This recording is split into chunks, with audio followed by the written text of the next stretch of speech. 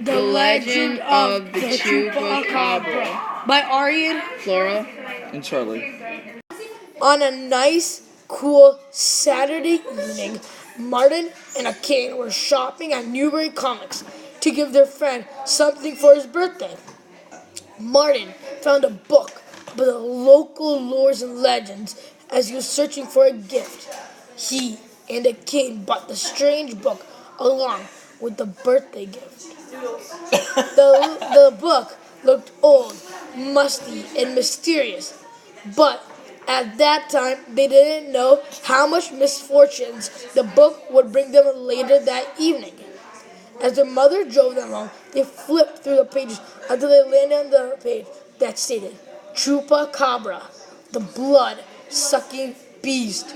Ooh, so scary, Martin exclaimed, while he is imitating the haunting voice of the ghost. Very scary, a Kane mocked in a sarcastic tone. 30 minutes later, they arrived home. Eerie silence surrounded the air around their house. When they opened the door, their goat, Gregory, didn't come to greet them. This was very odd, because usually he would bolt towards them, jumping up to lick them in the face. Martin was worried. Let's search the house for him, Martin cried out, as they searched the house for their missing goat.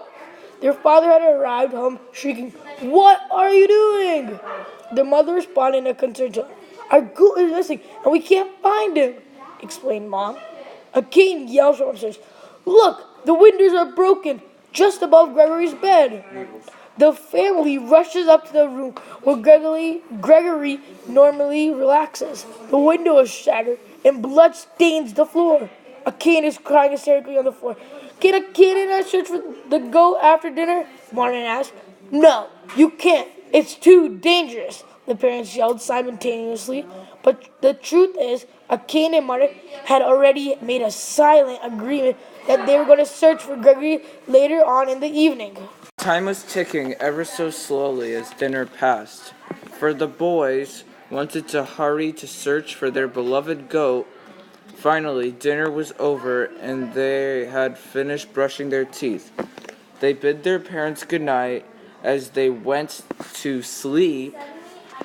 As soon as they closed the door, Akane rushed over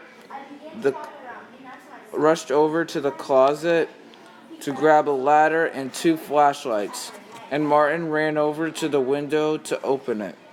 Akane and Martin placed the ladder through the window gently and climbed down ever so slowly down towards the grassy surface of their lawn, making sure not to wake their slumbering parents. Where do you think the Chupacabra took Greg? Martin was asked Akane. Akane said nothing but to point at the large footprints leading to the forest into the backyard. Together the boys turned on their flashlights and followed the footprints. About 30 minutes later, they had discovered the footprints led to a cavern. That's when they saw the horrific scene that laid upon them. Greg was lying down limp, and by the looks of it, dead. But that wasn't the most terrifying part. There was this creature that somewhat resembled a wolf, except it had more bloodthirsty eyes and looked downright terrifying. That wasn't the only part that was freaking the siblings out.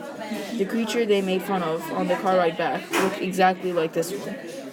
It looks like the Chupacabra, Martin screamed.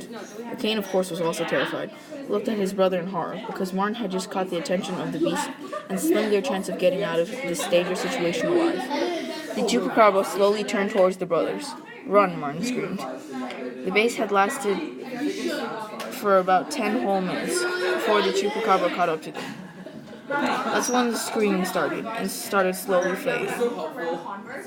The next day, all memories of Akane and Martin were wiped, as if nobody had any idea who they were.